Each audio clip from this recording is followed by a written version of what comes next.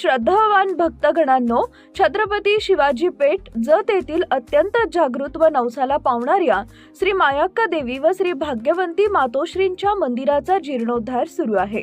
या पवित्र कार्यात भक्तिभावानं सहभागी व्हा। तुमची छोटीशी देणगी ही देवीच्या कार्याला मोठं बळ देईल। संपर्क बसवराज महाराज अलगूर, फोन पे, गूगल पे 97 67 27 22 77। देवी भक्तांनी एकत्र येऊन हे पुण्य कार्य यशस्वी करावे ही नम्र विनंती। नमस्कार, मी माया। आपण पाहत आहात BBM न्यूज। पाहुयात आजच्या काही ताज्या घडामोडी। विरोध करायचा आज नाही, गेले वर्षभर आपण व्यक्त केलेले आहे। आज सांगली जिल्ह्याच्या वतीनं या ठिकाणी ज्या ज्या गावामधून शक्तीपीठ जातोय त्या त्या गावातला नागरिक या ठिकाणी आलाय, शेतकरी या ठिकाणी आलाय। महाराष्ट्रात लोकांना प्रश्न पडलेला आहे की लोक नको म्हणतायत तरी रस्ते हे का करतायत। लोकांना कळेना की आम्ही आमचे पानंद रस्ता मागतोय, गावाला जोडणारा रस्ता मागतोय, तो दिना झालेत, पण आम्ही कधीच अर्ज केला नाही असा शक्तीपीठ महामार्ग हे सरकार का करतंय। आता पात्रादेवीला परवा मी गोव्याहून येताना पात्रादेवीचं मंदिर बघायला गेलो, मागमूस नाही, एक छोटा बोर्ड लावलाय पात्रादेवीकडे, पत्र्याचं शेड आहे। गावातल्या मसोबाचा दगड पण त्या पात्रादेवीपेक्षा मोठा आहे, पण मी पात्रादेवीचा अवमान करणार नाही। आपली देवी आहे, आपलं काय ऑब्जेक्शन नाही, पण पात्रादेवीला जाण्यासाठी रस्ते आहेत, मार्ग वेगळे आहेत।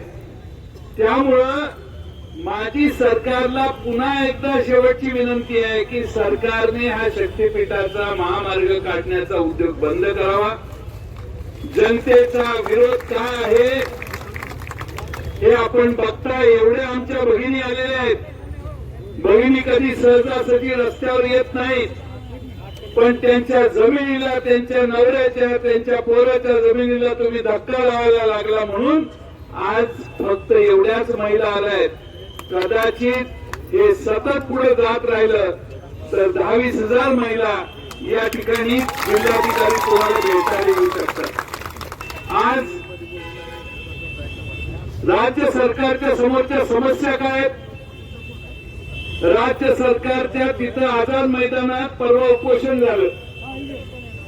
उपोषण शेतकरी करतो, महिला करतात, आमच्या अंगणवाडीच्या सेविका करतात, आमच्या विद्यार्थी करतात, लहान लहान वेगळे घटक करतात, पण कॉन्ट्रॅक्टरने या देशात कधी उपोषण आणि आंदोलन कधी केले नव्हते। आता या सरकारच्या विरोधात कॉन्ट्रॅक्टरांचं आंदोलन चालू आहे आझाद मैदानात। 90,000 कोटी रुपये कॉन्ट्रॅक्टरांची यांनी भागवलेले नाहीत। केलेल्या कामाचे मागच्या वर्षी आमदार फंडाची जी कामं केली त्याचे पैसे अजून आलेले नाही, नवीन आमदार फंड अजून आलेला नाही, हाय आपण ऑगस्ट महिन्यात। त्यामुळे सरकारच्या तिजोरीत पैसे नाहीत, बाहेरून परस्पर कर्ज काढायचं आणि हे रस्त्याची टेंडर द्यायचा उद्योग सरकारने ताबडतोब थांबवला पाहिजे। मला अपेक्षा आहे फक्त कोल्हापूर आणि सांगली जिल्ह्यापुरता, सोलापूर जिल्ह्यापुरता हा विरोध नाही। परभणीला मोठा मेळावा झाला, हिंगोलीला मोठा मेळावा झाला, या दोन्ही मेळाव्याला राजू शेट्टी साहेब जाऊन आले। लातूरला आता थोड्या दिवसांनी मेळावा होणार आहे, मोर्चा होणार आहे। पलीकडच्या सगळ्या जिल्ह्यामध्ये लोकांचा विरोध आहे। लोकांचा विरोध असताना आम्ही सरकारच्या बाजूने असणाऱ्या आमदारांना म्हटलं जरा बोला, एक आमदार बोलणं घाबरते। सत्तेत असणारा एक पण आमदार बोलेना, एक पण खासदार बोलेना। एक तर त्यांनी पाठिंबा जाहीर करावा, नाहीतर या शक्तीपीठाला विरोध करावा। दूध का दूध, पाणी का पाणी याचा करावा। दोन्ही बाजूला राहण्याचा उद्योग बंद झाला पाहिजे। आज मित्रांनो, माझी आपणाला कळकळीची विनंती आहे, आपण एकसंघपणाने सरकारचा अतिरेक परतावून लावूया। मोजणी करायला आखणी मोजणी करायला जर सरकारी यंत्रणा आली तर तुम्हाला काय करायचंय माहितीये. सरकारने अलीकडे खास अधिकारी या जिल्ह्यात पाठवलेत आपलं मोडून काढायला. पण आपणही तेवढ्या ताकदीनं इथं जेल फोडणाऱ्या वसंतदादांचा हा जिल्हा आहे. त्यामुळं सांगली जिल्हा महाराष्ट्रात सगळ्यात वेगळा जिल्हा आहे.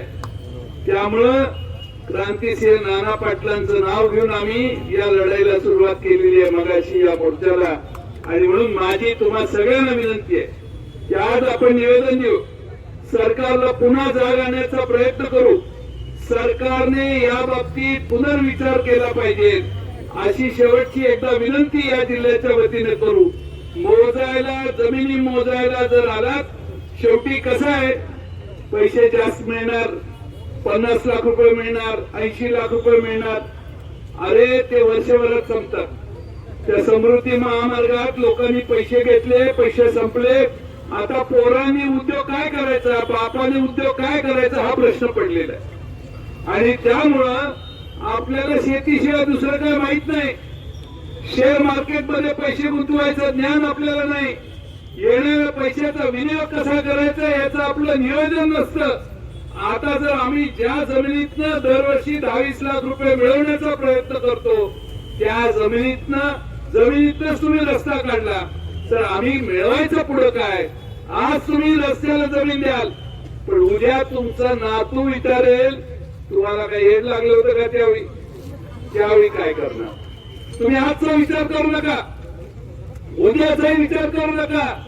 ज्यावेळी नातू येईल, नातू तुम्हाला 20 वर्षाचा झाल्यावर म्हणेल मला काहीच करता येणार रे, जमीन नाही आपल्याकडं, आपण काय भूमीहीन होतो का जन्मल्यापासून. त्यावेळी तुम्हाला त्या नातवाला उत्तर द्यायचंय हे कधी विसरू नका. पैसे येतात आणि जातात, पण जमीन कधी जात नाही. की जमीन काढून घ्यायचा उद्योग ही लोक करायला लागलेली असतील तर आपण ताकदीनं त्यांना विरोध करावा. आज राजू शेट्टी जिल्ह्यातले नागरिक, कोल्हापूरचे नागरिक, मला वाटतं आदरणीय बंटी पाटील साहेब तिथं उपस्थित होते या मोहळ्यासाठी. मी प्रथमतः व्यक्तिशः माझ्याकडून आपल्या सर्वांची दिलगिरी व्यक्त करतो की आजच्या या मोर्चाला भव्य दिव्य शेतकऱ्यांच्या लोकांच्या मोर्चासाठी, शक्तीपीठच्या विरोधातल्या मोर्चासाठी मी येऊ शकलो नाही. आमच्या कुटुंबात दुःखद घटना 2 दिवसापूर्वी घडल्यामुळे आणि आज रक्षा विसर्जनचा कार्यक्रम असल्यामुळे मला येणं उचित नव्हतं. आमच्या पलूस आणि कडेगाव तालुक्यातले कार्यकर्ते लोक या मेळाव्यासाठी उपस्थित आहेत. परंतु मी फार काही लांब नसतं भाषण बोलणार नाही, कारण मोबाईलवरनं बोलतोय. 100% हा शक्तीपीठ हा शेतकऱ्यांच्या लोकांच्या हिताविरोधातला आहे. कारण आपल्या बागायत क्षेत्र, सुपीक जमीन, त्याचं प्रचंड मोठं नुकसान शेतकऱ्यांचं लोकांचं होत आहे. गरज नसलेला, कारण नसताना हा शक्तीपीठ महामार्ग याचं अलाइनमेंट 2-3दा बदलून शासनाने लोकांची, शेतकऱ्यांची घोर फसवणूक केलेली आहे. सातत्याने आम्ही लोकप्रतिनिधी, आमदार असू, खासदार असू, आम्ही राज्य शासनाला विनंती करत होतो की ह्याचं अलाइनमेंट करत असताना स्थानिक लोकांना, स्थानिक लोकप्रतिनिधींना विश्वासात घेऊन करा, जेणेकरून लोकांचं नुकसान होणार नाही, शेतकऱ्यांचं नुकसान होणार नाही. तर तसं काही झालं नाही आणि अचानकपणे हा शक्तीपीठाचा महामार्ग आता आपल्यावर लादला जातोय. निश्चित स्वरूपात ह्या बाबतीत आम्ही सभागृहात, विधानसभेत, लोकसभेत आपले खासदार विशालजी पाटील, जयंतराव पाटील साहेब सभागृहात असतील, आम्ही सगळ्यांनी या बाबतीतला आमचा आवाज अत्यंत खंबीरपणे लोकांच्या बाजूने उठवण्याचं काम केलेलं आहे. परंतु आता ही लढाई रस्त्यावर उतरून आपल्याला लढावी लागेल असं चित्र दुर्दैवाने आपल्याला पाहायला मिळतं. अतिशय मनानं, तनमनाने आणि धनाने सगळे प्रयत्न करतायत या रस्त्याचं आक्रमण पाठीमागे घालवण्यासाठी. आणि म्हणून आज सांगली जिल्ह्यातल्या ज्या ज्या गावातनं रस्ता जातो तिथल्या सगळ्या नागरिकांनी इथं आल्याबद्दल त्यांचे मी आभार मानतो. तुम्ही घेतलेल्या या कष्टात ऊन, वारा, पाऊस सगळ्यांना तोंड देण्याची ताकद घेऊन तुम्ही आज इथं आला. आज सरकारला जाग आणण्यासाठी जे तुम्ही खस्ता खाल्ल्या त्याचं फळ नक्की आपल्याला मिळेल असा विश्वास बाळगतो. तुम्ही सगळ्यांनी जिद्द सोडू नका. गावाच्या गाव एक करा. गावात कुणी मोजणीसाठी आत येणार का नाही याचा निर्णय गावाने करा. गावात सगळ्यांना भविष्य काय आहे. अहो आज तुम्ही जी जमीन ज्या दराने देणार आहे त्याच्यापेक्षा 10-20 वर्षानं त्या जमिनीची तिप्पट किंमत होणार आहे. आणि जी जमीन तुमच्या हातात लाख मोलाची आहे ती जमीन एकदा गेली तर विकायला पण काही शिल्लक राहणार नाही. आणि म्हणून हा शेवटचा निर्वाणीचा इशारा सरकारला देऊया. सगळे रस्ते सुधारा. सोलापूर वरून हा रस्ता येतो तो पाहिजे 7-8 पदरी करा, आमचं काय म्हणणं नाही, त्याच्यावरून या. पण या नागपूर पासून रत्नागिरीपर्यंत गोव्यापर्यंत रस्त्याच्या व्यवस्था असताना वेगळी व्यवस्था निर्माण करू नका, एवढीच. आणि मगाशी आमच्या खासदार ह्याला विकास नको आहे. विकासासाठी या देशासाठी आपल्या वाडवडिलांनी आपलं रक्त सांडले, आपले पोरं आपण सैन्यात पाठवतो. यांच्या किती लोकांनी देशासाठी स्वातंत्र्यात भाग घेतला, यांच्या कुणाची पोरं आज सैन्यात लढतात. ती शेतकऱ्यांचीच पोरं तिथं आहेत म्हणून हे देश टिकला. आणि आपल्याला सांगतात देशाच्या विकासासाठी जमीन द्या, लाजा वाटल्या पाहिजेत. हा कुठल्याही धर्मासाठी देवासाठी रस्ता नाही.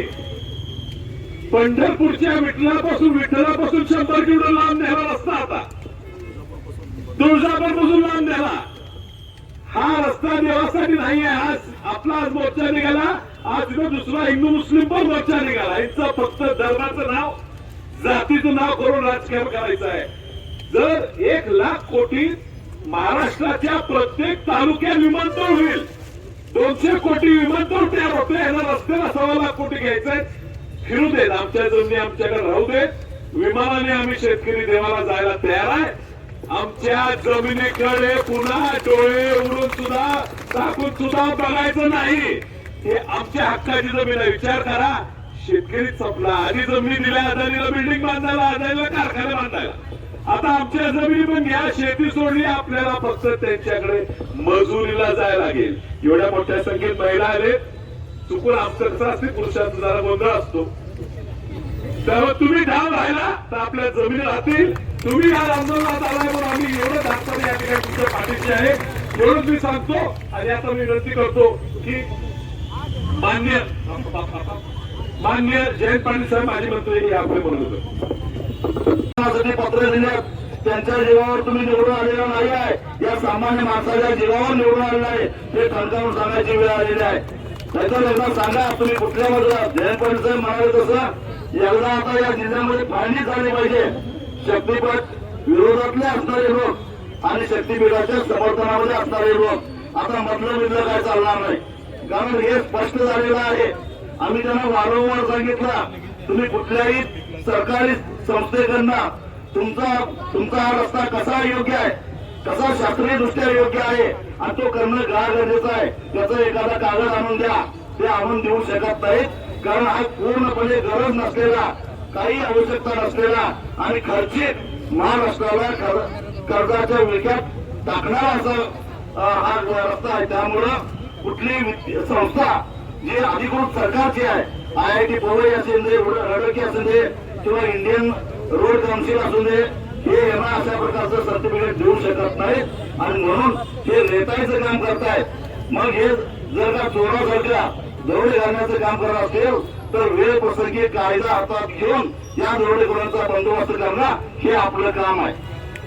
कितीही केसेस होऊन देत, माझी तुम्हाला विनंती आहे, कितीही गुन्हे होऊन देत, कितीही केसेस होऊन देत, वकिलांच्या फौजा उभा करूया. पण या चोरांच्या समोर शरण जायचं नाही, हा निर्धार आपण करूया. एखाद्यावर जर का गुन्हा दाखल झालाच तर त्याला जमिनीवर सोडून आणायचा आणि गावातनं मिरवणूक करायची. कारण हा खरा स्वातंत्र्य सैनिक आहे. आपल्या शेतकऱ्यांच्या अस्तित्वासाठी चालू असणाऱ्या लढ्यातला हा खरा स्वातंत्र्य सैनिक आहे.